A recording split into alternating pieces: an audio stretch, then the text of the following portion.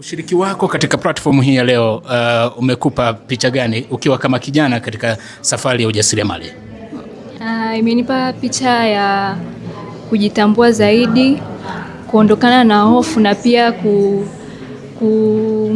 kukaribia zile fursa ambazo tunapewa sisi kama vijana. Kama panels walivyoongea, walisema pia kuna sisi kama wanafunzi kuna ambao tuna mawazo na kuna ambao tushaanza biashara.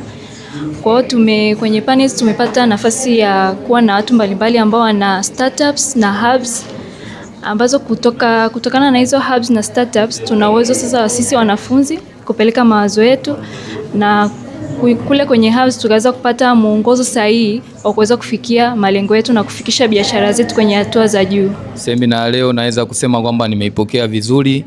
Wametoa mambo ambayo kimsingi yametujenga, yametupa elimu ambayo itaweza kuwa msaada mkubwa katika maisha yetu sisi kama wanafunzi, lakini pia tukihitaji kuwekeza katika biashara mbalimbali katika masuala mazima ya ujasiriamali. Kwa hiyo nilikuwa naomba watuchukulie kwa njia ambayo ni positive, watusupport vijana.